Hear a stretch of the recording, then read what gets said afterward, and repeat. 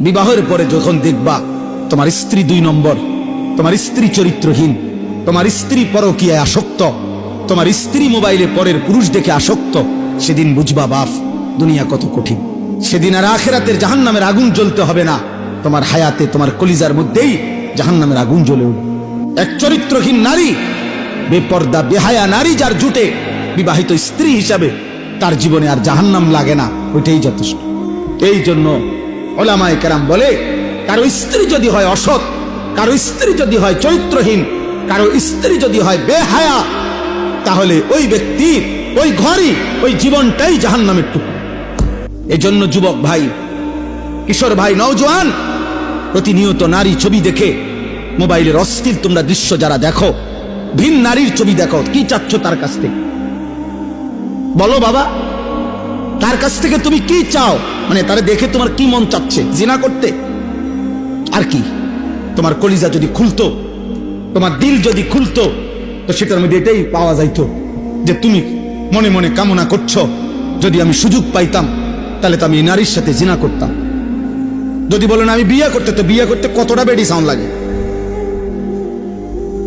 কথা বোঝেন নাই? যদি বলো যে না আমি বিয়ে করার জন্য চাই, তো বিয়ে করতে কত বেডি চাইতে হয়? হ্যাঁ, বিয়ে করতে নর্তকী দেখো কেন? বিয়ে করতে নায়িকা দেখো কেন?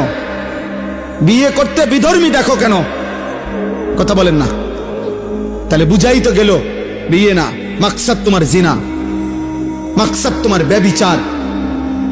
তাহলে তুমি কল্পনা করো, তুমি ছেলেটা হারাম কল্পনা করছো, অথচ তুমি তো একজন পবিত্র মা বাবা। যেই মা বাবা স্বামী স্ত্রী ছিল, ইসলামের বিধান মেনে, আল্লাহর হুকুম মেনে বিবাহের পবিত্র বন্ধনে একত্র হয়ে ওই স্বামী স্ত্রীর পরম ভালোবাসা, হালাল পদ্ধতিতে বিবাহের পবিত্র সম্পর্কের মাধ্যমে তুমি এই পৃথিবীতে আসছো। এবার তুমি যা করতে চাচ্ছ সেটা তো হারাম সম্পর্ক ছাড়া আর কিচ্ছু না। তাহলে এর পরবর্তী প্রজন্ম যদি তোমার হাত ধরে আসে, তো সেটা কি উত্তম হবে না নিকৃষ্ট হারাম হবে? তাহলে তুমি কি ভাবতেছো? বুঝো না মিয়া? 16 বছর বয়স, এত নারী দেখো কেন? এত মহিলা দেখো কেন? এত অসভ্য ছবি দেখো কেন বাপ? এত কম বয়সে এত বড় চরিত্রহীন হয়ে গেলা? এত অল্প বয়সে এত উলঙ্গ ছবি দেখে ফেললা?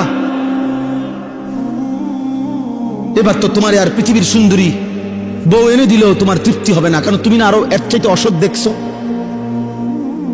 আল্লাহর কসম, নবী বলছে, নারী যখন বেপর্দা হয়, শয়তান তাকে সর্বোচ্চ আকর্ষণীয় করে